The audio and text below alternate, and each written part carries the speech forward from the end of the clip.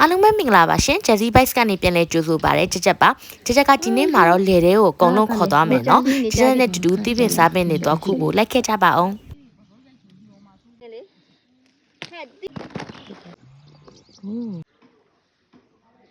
ဝိနေပဲ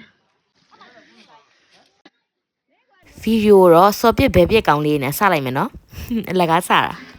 နွားလေးတွေချစ်စရာကောင်းလို့ရိုက်လာတာနွားလေးစီကနေပြီးတော့နွားနို့ယူပါတယ်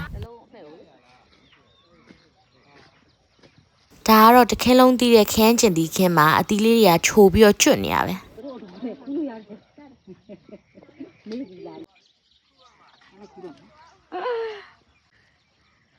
ဟာလားဒီပဲလေခုမဲ့တို့ပို့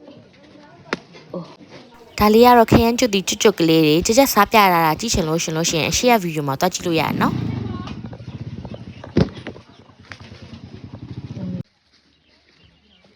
ဒါလေးကတော့ဖျားပန်းနဲ့ရုံးမတိတီးခင်းဖျားပန်းကကြတော့ခူးထားလို့တိတ်မရှိတော့ဘူးတဲ့ရုံးတိတီးလေးအောင်ချပြီးခဲ့โอเคဒါတော့ခွားသီးစင်ချင်းနေတိတ်မကောင်းဒါပေမဲ့အသီးလေးတွေကတော့ကျွတ်နေရပဲအသီးလေးကလေကျွတ်တယ်ဆိုတာထက်လေချွတ်ချစ်ကလေးဒါတော့လက်ပံခေါင်းဘူးလေးတွေကြော်စားဖို့လက်ပံပွင့်ကောက်နေရပါအောက်ဖစ်ကတော့ချင်းသွားပြီနှစ်ရက်ခွဲရိုက်ထားတာလေဟဲ့တီးနေတာအခုကျတော့လှတယ်လေရုပ်တင်ကောင်းတာတော့ကောင်းတယ်အခုကဒါငကိုတော့ဟိုကငရုပ်ပွားပဲဒါကြတော့ငရုပ်ပွားဒီအသေးလေးစိုက်ထားတဲ့ငရုပ်ပွားကင်းအဲ့ငရုပ်တီးကလုံးဝမဆက်ဘူး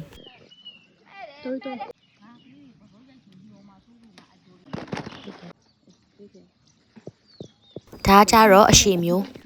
အဲ့လီတွေ့ရလေဝက်ဆက်လက်အရန်စားကျင်တာပဲဝက်ဆက်လက်နဲ့ဆိုလိုက်မှာချမောင်တီးလေးစိုက်ထားတွေ့ရလေချမောင်တီးငပိချက်စားကျင်ပြန်ရောဘယ်လိုလုပ်ကြမလဲဟုတ်ကြီးဒါကဘာလဲနေကြစီခါစားရလားမနေကြစီလေးတစ်ခုထုတ်လိုက်ပါဟမ်ထုတ်လိုက်အဲ့ကျလေချမောင်မူလေးထုတ်ကြရ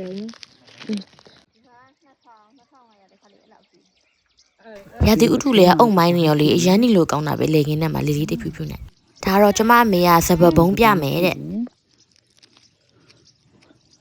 နင်းနေတော့စားရရန်ကောင်းချိုးရနွားမိုင်းလို့ပဲစားလို့ရတာမှန်သမျှပါဇက်တဲ့အကုန်ထည့်ဝါးနေတာအေးချိုးတော့ချိုးစိတ်နေ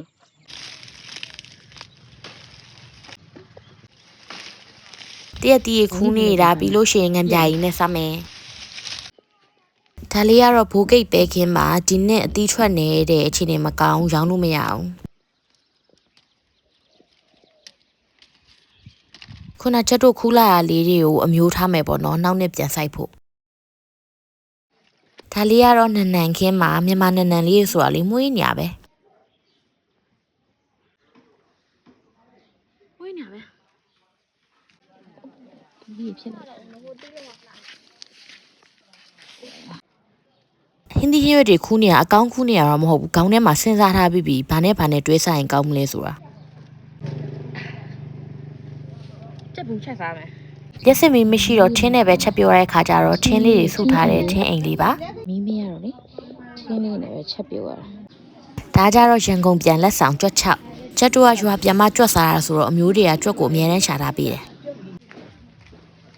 ဒါဆိုတော့ဒီနေ့ဗီဒီယိုလေးတော့ဒီလောက်ပါပဲနောက်ဗီဒီယိုမှာပြန်တွေ့မယ်ဘိုင်ဘိုင်